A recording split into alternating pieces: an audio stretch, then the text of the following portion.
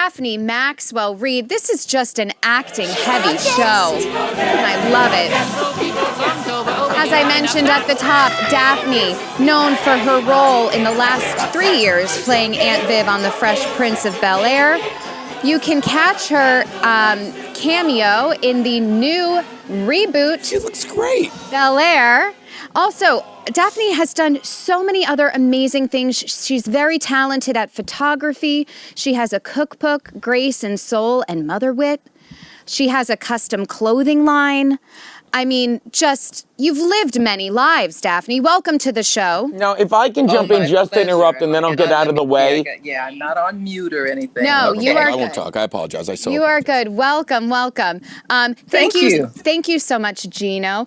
Daphne, I'm sorry that Bill can't be here today, but it's okay because he would just drag us down. Because here's the thing. I myself am an actress, and I have a lot of really great questions for you. Okay, let's have it.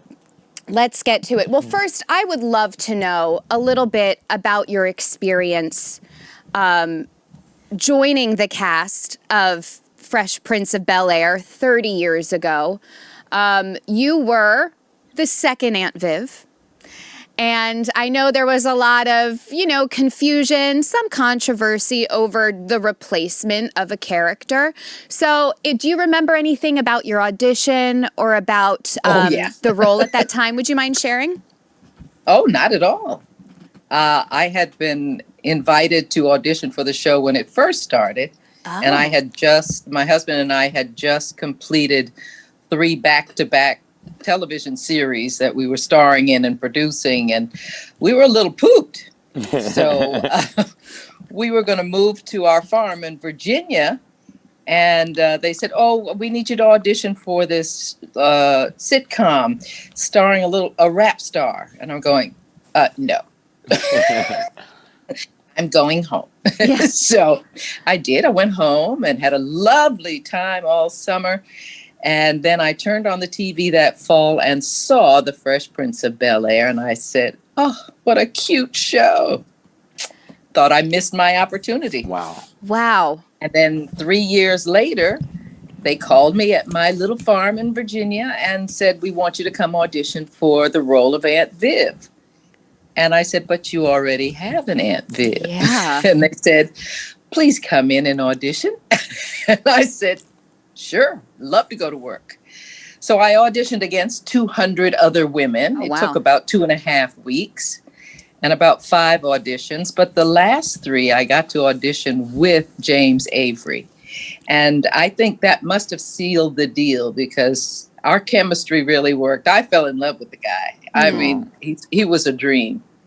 And I was lucky enough to have the chemistry to make it work and got the job. Now, see, don't you find it fascinating? And by the way, Geno Biscotti, first time, long time, absolute pleasure. Don't you find it fascinating that before you came on, we're having a conversation, my friend, the actress, and she's, talking about someone else got a role and how that makes you feel. But it's like, and then I said to her, "You'll get what you get when you get what you get." And it seems like when she first auditioned for this role, she wasn't sure if she wanted it. Yeah. Am I right? Yeah. So it was gone. But then what happened 2 years later? After she said in between, she's like, "Wow, that looks so adorable." It's like the universe said, "Well, now you want it, and I'll give it to you." Is that correct? Am I right in saying that? Because you nailed it on that show. It was amazing with you on. I always say that I only get the jobs that I'm supposed to have, and everybody else gets the jobs that they're supposed to have. Yeah. So I never feel bad if I don't get a job. It has nothing to do with me personally. So I say go for it, and what's yours is yours, and what somebody else's is somebody else's. Yeah. I don't ever worry about it. One of my mantras is, "What's meant for me will not pass me by." And that's right. I try to really focus on that, especially during pilot season. Oh, yeah. Just do your best and give it whatever you've got. Yeah. And let the chips fall where they may. And busy yourself while you're waiting. And it seems like you have, you have an incredible energy. Whatever you're doing, you seem to love it. It real, and I know I'm just talking to you in a Skype, but it really seems to show. You know what I think the other thing is, and Daphne just said it, it's about being busy and having other things that really create a full, happy life. And I think I might just be strangling the life out of my life because of how focused and how badly I want, my acting career, that I do need to focus on the other things I love, like drinking wine. And whatever you do to make you happy, wine. That's fine. Yes. But I suggest doing something that brings you some kind of joy, and it makes your personhood more advanced, because you'll bring more to your acting roles if you're more of a person. But if you're concentrated on a tunnel, you won't get to see all the birds and bees and flowers that are surrounding you that will make your life richer and bring more to your acting. You know what? Spoken like a photographer. Do you find that photography really just makes you have a clearer perspective on life? It makes me realize that the journey from A to B is richer when it is surrounded with the details of that journey and not just striving to get to B. You're missing so much if you're not noticing the details around you, that it really makes your life richer. Yeah. I've often said this, like in interviews when people, because I've always said I've never been good at going, and I thought of this when you said A and B.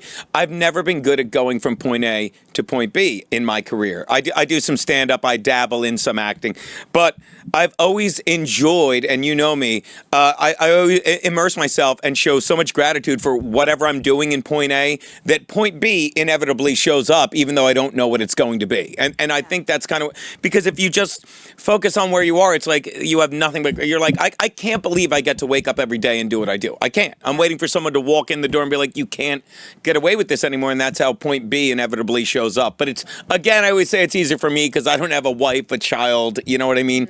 I have a horrible gambling addiction. But aside from that, I'm good. Well, there's help for you, you know. They yeah, have alcohol. help. That helps me forget about my gambling. I'm kidding. Go. Well, and then there's help for that.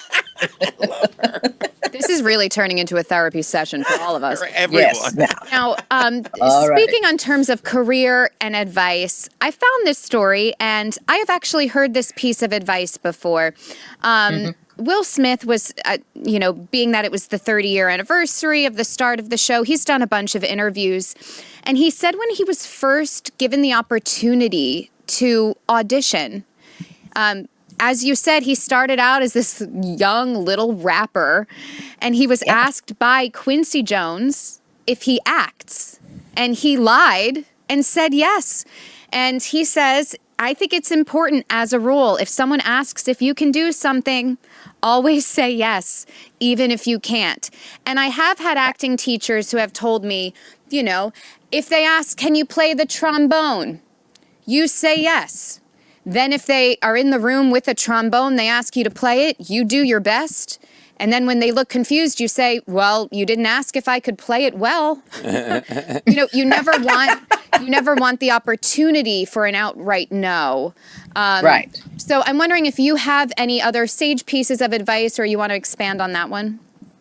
Well, the advice I gave to Will when I first got on the show, and the advice that I give to all the young people that I come across who are enamored with the show business, is pay attention to the business side of show business, but don't let the successes go to your head, and don't let the failures go to your heart.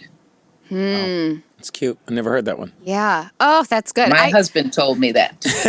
I just do you or your husband have a book like a book for young actors? I'm still young, Geno. I know. Just to I don't know, a workbook or something, because you have all these morsels that I just want to take home with me. Well, take them home. It's okay. I have note cards that have some sayings on them, but that's about it for passing on my wisdom. Damn it, I'm sorry. But I will say this, and I'll ask you this, because we talk about this, drawing things in, and I read this book ages ago, speaking of books, and I've mentioned this to you. Pam Grout, it's called E², and it's the same concept as the power of the subconscious mind, but Will Smith was mentioned often by Pam Grout because he's a firm believer in that. Did you experience that with him? Because he's like, we speak things into creation. You draw things into your life that you want. You must have some stories about that I think would be good for you to hear, Jono. Yeah, I mean, yeah. You have to believe to begin with. And I've never seen anybody believe as much as Will Smith has, but he has the brilliance to take his belief and put it into action.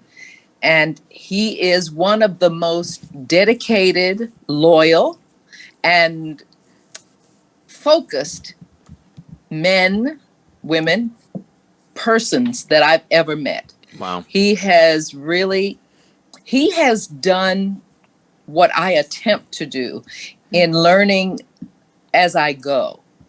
Things that interest me. You said, call yourself an actor, and you're an actor. I, at my 60th birthday, said, I'm going to be a photographic artist. And then I declared it. And then I went about seeing what that meant and what it took to be that, and had a wonderful journey learning. I find that my life is rich because of the journeys that I've allowed myself to take that have nothing to do with a goal set. It's just a journey of learning. And as long as I'm learning, I'm a happy human being. Yeah. Well, and I wonder if maybe sort of my goal-oriented or reward and goal sort of connection is a product of my generation. Because you're the microwave generation, aren't you? Yes. Because definitely. I want it, it is. Yeah. And so, even from a young age, it's like, well, what do you want to be when you grow up? And then it was like, well, I went to a performing arts high school. And then, I went to theater school for university. And, it's like you're expected to sort of make these plans and take these steps. And it's the boss babe attitude too. Like, you're in charge and you got to work every moment for what you want. But sort of like you all have been saying, you're kind of missing other stuff in the process.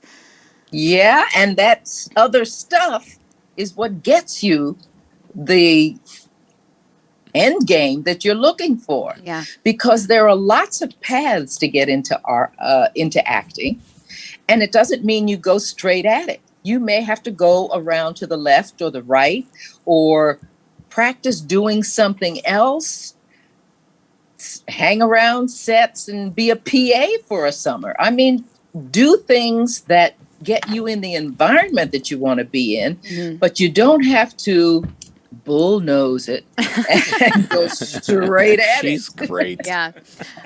So you have had a very long career. Would you say you have a favorite project or a favorite role that you've done? Yeah. My favorite show ever was Frank's Place. It was a show that my husband and I were on, and that my husband produced with Hugh Wilson, who is the guy who created WKRP in Cincinnati. I love your husband in that show, by the way. Like, I want to hang out with these two. Can we just go crash their place? I would just sit between them going, now you go. Now you go. I would sit. I'm sorry to interrupt you. Go on. No, go right ahead. So it was a wonderful show that only survived for one season and about 22 episodes. But it was one of the richest character-driven shows that I have ever been a part of. It was just glorious. And if you ever get a chance to find a snippet of Frank's Place, you should take a look at it. I bet you could. But another wonderful role that I had kind of was another creation of my husband and a bunch of other people. And it was a show called Lynx that was on Showtime, and it starred Pam Grier. Ooh, nice. And I got to play a big-time hooker. I had the best time. I had some of the best lines. I was so bright. I was stock market savvy. I only slept with judges and senators. And I mean, I was an information machine. It was fabulous. Oh, I love that. And that's, I mean, why I love acting and the opportunities to play different characters, which is also why I'm not a huge fan of method acting, because to play a hooker, you don't need to hook. Like, you don't have to necessarily Who's to say know. what I was doing at home. No judgment. However you got into the role works. I'm judging, and I'm judging very highly. But go on, go on. Oh, good. She's great. That must have felt so like liberating and great It to was. play that. It was, because that's, I guess, society doesn't want us to present that as our main character. But it sure is fun knowing that there's that little bit of hooker in all of us.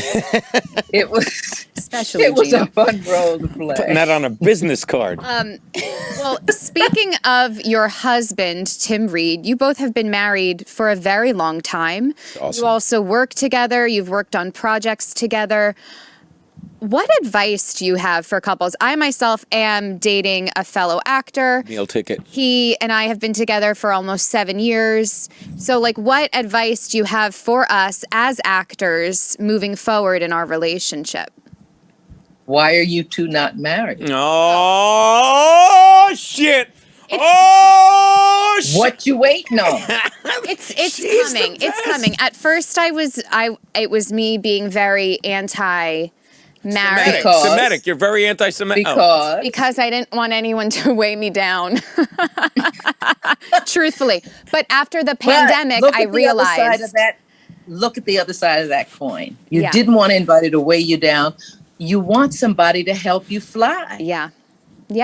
No, it's true. Turn the coin over. Yes, you're And right. that's my suggestion for a good relationship, is to have respect for each other, to want each other to grow, because being in a relationship is growth on two sides. You don't grow together. It don't happen like that. Yeah. You grow according to how your timeline is, and he will grow according to his timeline. And what you two have to work out is how to dance between these two timelines and enjoy yourselves. Oh, it's so I good. imagine you dance like Elaine on Seinfeld, though. Yes, I do. It doesn't matter. He'll help you dance too. Oh. Yeah, right. It takes two to tango. You That's got to invite It her and Tim does. to the wedding. I You feel- have to invite her. They'll come.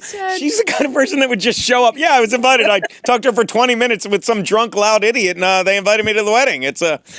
Okay. But it is, I think it is really special, especially for people of my generation who like really grew up with you and your husband. I used to watch Sister Sister all the time, and he Great. played the father in that. And God, TV was so good then. And I don't know if it's Yeah. just the nostalgia factor for me now and looking back, and that's why I love it so much. But I do really think, even for these like family sitcoms, there were great lessons. And yeah. there were Yes. dramatic moments. Yep. Do you think that TV has Has changed. Yeah, for Oh, the yes. better or worse, or what's your opinion? I wouldn't judge better or worse. It has changed, and it is dramatically different. Yeah. And social media has a lot to do with it, because people are more vocal than they used to be when we were doing television back in the 70s and 80s Yeah. and 90s. There are more opportunities for more people to express different ideas now because of all the platforms that are available. But that also means that to get an audience, the networks have to focus on what the advertisers decide are their key elements. So they're mostly making shows to run commercials on. They're not making shows for the show's sake. Yeah. So it's very different. Yeah, I was talking to her before you came on, and I said, because, you know, she does so much acting, I'm like, I don't even know how, all I watch now, and I'll find Frank's place, I will, is old TV. I was telling her, like, I was watching news radio because I didn't watch TV in the 90s, but I don't know how you watch regular TV now. Not that it's bad, but it certainly isn't as good as streaming services, which are winning all the awards anyway. So I don't know how anyone watches regular TV. It just seems like... There are some shows. I mean, This Is Us is a regular TV show, Sure, and that's sure. a beautifully shot show. Mm-hmm. It's just It is. I more gotta catch up. opportunities because of all the streaming networks. So you have more choices, and that's confusing to a lot of people. Overwhelming when you is only the word I spend would 2 use. hours to watch television. Yeah. Well, and speaking of the nostalgia factor and network TV, we are seeing a lot of reboots, especially Bel Air, right? It's the dramatic reboot of the Fresh Prince. Not a reboot. It's not. A Not a reimagining? What are we calling it? Yes. Ski boot. Reimagining. Reimagining. Yes. And you Yes. are in, I think, episode 9. Is that correct? I am. What was that like to come and you're playing the same character, I'm assuming? No.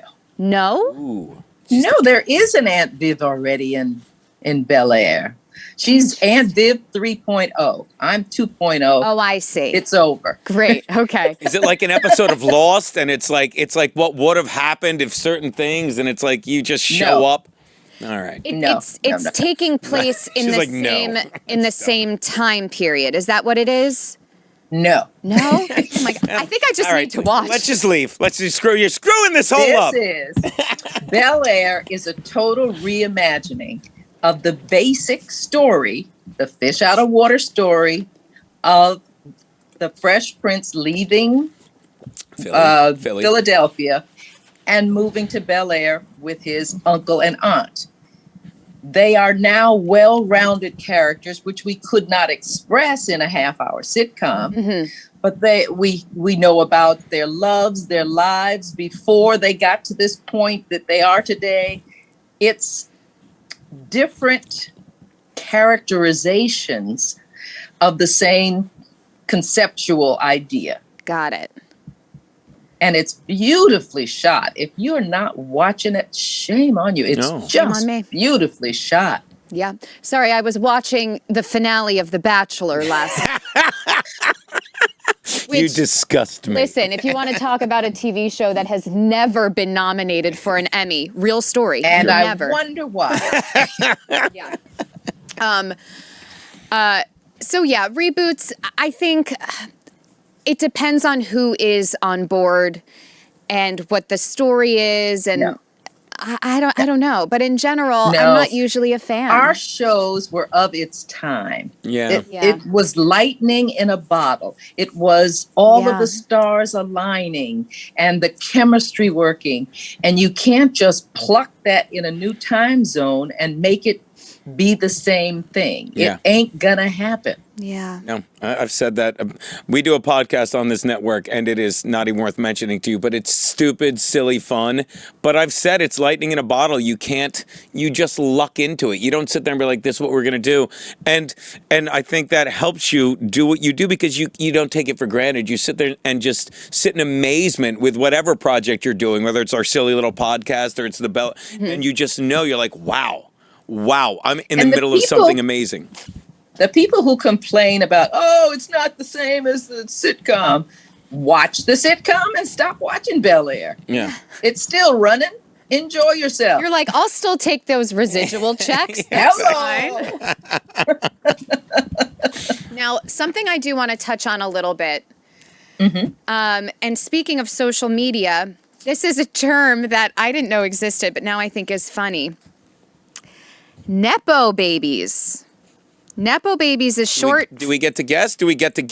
Come No. on. All right. 'Cause I think Nepotism babies? Yeah, it's pretty obvious. Oh, okay. It's Well, short for nepotism or that the was my practice guess. of favoring friends and family for jobs. It's gained traction on social media as users have used the term with both fascination and repulsion after learning up-and-coming stars might have had a helping hand in entering show business.